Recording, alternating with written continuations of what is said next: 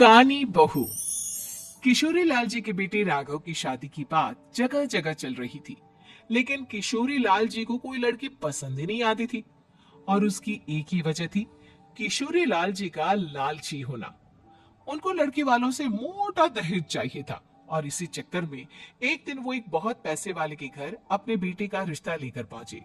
उस आदमी का नाम था ओम प्रकाश। देखिए किशोरी लाल जी, मेरी एक ही बेटी है और मेरी सारी संपत्ति जायदाद सब कुछ मेरी बेटी नैना का ही है। पापा, नाम से लगता है बहुत खूबसूरत होगी। कितना अच्छा नाम है ना, नैना। ओ, वैसे बात तो सही है आपकी। अब इतना पैसा है, जमीन जायदाद है, इकलौती बेटी, आप भी क्या करेंगे? सब कुछ उसे ही देंगे ना। बिल्कुल ठीक पहचाना आपने। बस बेटी की शादी और सारी जायदाद उसके नाम। पापा, बिना देखे हाँ कर दीजिए ना। इतना अच्छा रिश्ता फिर कहाँ मिलेगा? माला माल हो जाएंगे हम।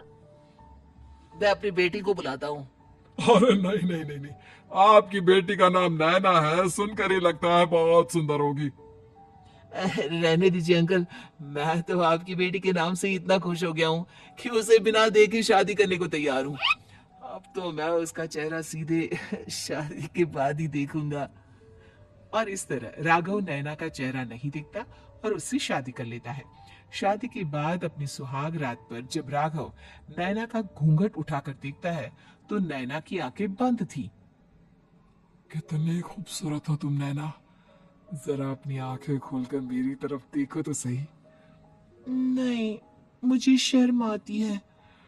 अरे, मैंने तुम्हें शादी से पहले भी नहीं देखा, और अब अगर तुम आंखें खोलकर मुझे देखोगे भी नहीं तो मुझे अच्छा कैसे लगेगा? इससे पहले कि नैना अपनी आंखें खोलकर राघव की तरफ देखती, अचानक से लाइट चली गई और राघव नैना को पूरी तरह से देख भी नहीं पाया। अगली सुबह नैना राघव के लिए नाश्ता बनाकर लेकर आई। अरे ये क्या? आधा पराठा सेका हुआ है और आधा बिल्कुल कच्चा। ये तुमने क्या किया नैना?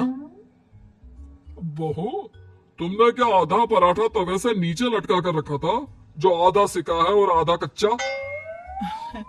मुझे जितना दिखेगा उतना ही तो सीखूंगी ना पापा जी। जहाँ जहाँ मुझे नजर आ रहा था वहां मैंने सीख लिया, जहाँ जहाँ नहीं दिखा वहां कच्चा रह गया होगा। इसका क्या मतलब है? ये कैसा मजाक कर रही है तुम? अरे बहू, तुमने इतना लंबा घूंघट क्यों लगाया हुआ है?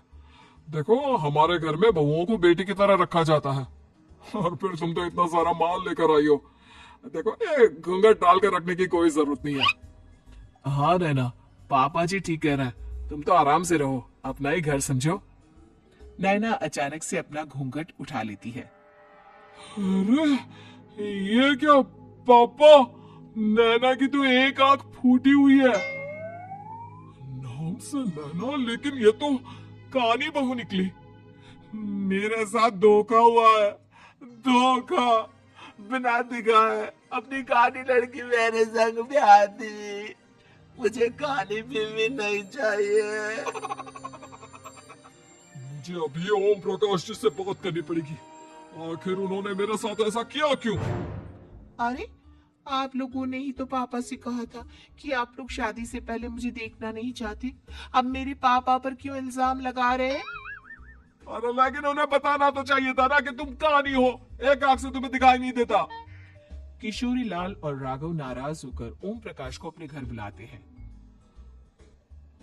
पापा जी, ये आपने क्या किया?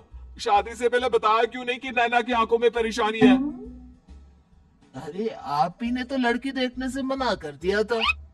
और लेकिन आप बता तो सकते थे। आपको तो हमारी बेटी की प्रॉपर्टी चाहिए थी, वो भी पूरी की पूरी। अब क्या हुआ अगर उसे आधा दिखाई देता है?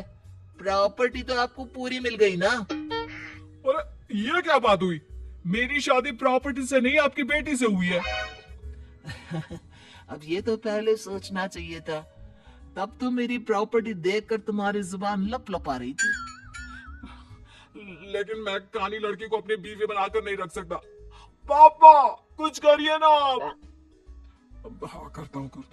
देखिए ओम प्रकाश जी, आप हमारे साथ ऐसा नहीं कर सकते।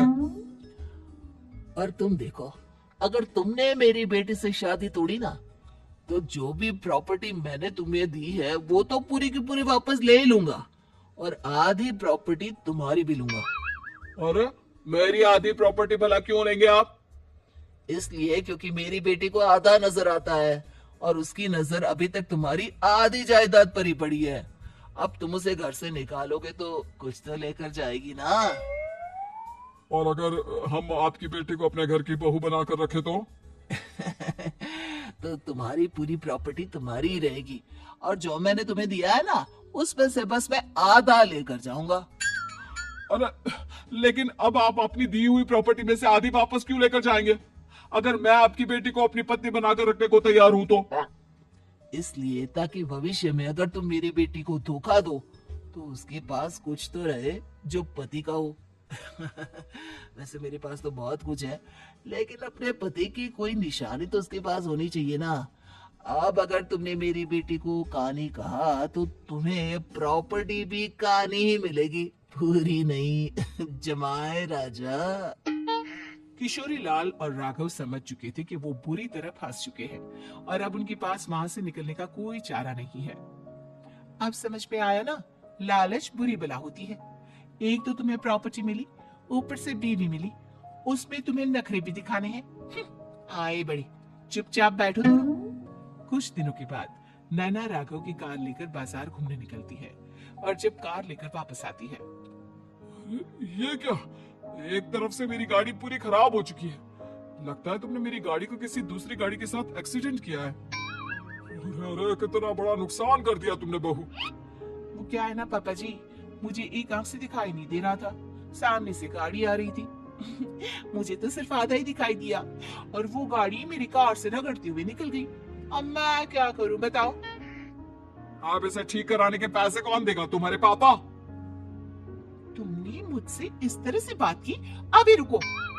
नैना राघव की शिकायत ओम प्रकाश को कर देती है। देखो राघव, अब जो मेरी आधी प्रॉपर्टी तुम्हारे पास थी ना, उसमें से आधी और मैं लेकर जाऊंगा, क्योंकि तुमने मेरी बेटी को डांटा। अरे नहीं पापा जी, गलती हो गई, माफ कर दो। गलती की तो कोई गुंजाइश ही नहीं। अगली बार मेरी बेटी को डांटा तो बची हुई आधी में से आधी और ले जाऊंगा। लालच के चक्कर में हम दोनों ने बहुत बड़ी गलती कर दी बेटा। एक तो तुम्हें कानी बहू मिली और ऊपर से जो माल मिला वो भी काना। इस तरह राघव की हर एक गलती पर ओम प्रकाश उसकी प्रॉपर्टी का आधा आधा हिस्सा लेकर अपना सारा माल वापस ले गया और राघव को कानी बीवी से काम चलाना पड़ा। भाई लालच वाकई में बुरी बला है।